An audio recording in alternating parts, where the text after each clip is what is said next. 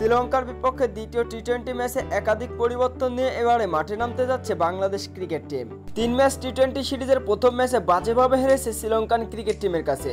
তাই তো আজকে শ্রীলঙ্কার বিপক্ষে একাধিক পরিবর্তন আনতে যাচ্ছে বাংলাদেশ ক্রিকেট বোর্ড। টি-20 ক্রিকেট থেকে বাদ পড়তে যাচ্ছে মোহাম্মদ নাঈম শেখ এছাড়াও তাওহিদ হৃদয়। প্রথম টি-20 ম্যাচে মোহাম্মদ নাঈম শেখের একেবারে স্লো ব্যাটিংয়ের কারণে অবশ্য বাংলাদেশ ক্রিকেট টিম হেরেছে, এমনটাই দাবি করছে অবশ্য ক্রিকেট বিশ্লেষকরা। এছাড়াও তাওহিদ হৃদয়ের একেবারে বাজে ব্যাটিং অবশ্য বাংলাদেশকে ডুবিয়েছে প্রথম টি-20 ম্যাচে, যার কারণে অবশ্য তাওহিদ হৃদয় এবং নাঈম শেখকে বাদ দেওয়া হচ্ছে দ্বিতীয় টি-20 ম্যাচে। এছাড়াও ক্যাপ্টেন লিটন কুমার দাস অবশ্য একেবারে বাজে ফর্মে আছেন। শ্রীলঙ্কার বিপক্ষে ওডিআই সিরিজেও অবশ্য ব্যাট হাতে একেবারে ব্যর্থ ছিলেন লিটন কুমার দাস। এরপরে অবশ্য টি-20 ফরম্যাটে নিজের প্রথম ম্যাচেও অবশ্য একেবারে বাজেভাবে ব্যাটিং করতে দেখা গেছে লিটন কুমার দাসকে। নিজের নামের প্রতি কিংবা ক্যাপ্টেন্সির ওপরে অবশ্য দায়িত্ব পালন করতে পারেননি লিটন কুমার দাস।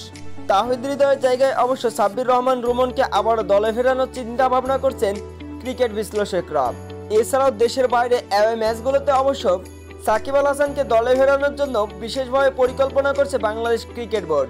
যদিও বা দেশের মাটিতে বা হোম ম্যাচগুলোতে খেলা হচ্ছে না সাকিব আল হাসানের।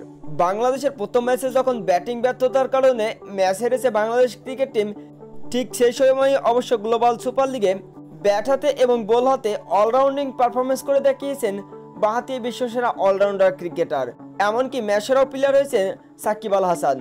ব্যাট হাতে 58 রান এবং বল হাতে 4টি উইকেটও শিকার করেছেন বাঁহাতি অলরাউন্ডার ক্রিকেটার, যার কারণে অবশ্য শ্রীলঙ্কার বিপক্ষে টি-20 সিরিজে ফেরানোর চিন্তা ভাবনা করা হচ্ছে সাকিব আল হাসানকে নিয়ে। তো বন্ধুরা, বাংলাদেশের এই টি-20 স্কোয়াডে যদি সাকিব আল হাসান এবং সাব্বির রহমানকে ফেরানো হয় তাহলে কেমন হতে পারে বাংলাদেশের এই স্কোয়াডটা?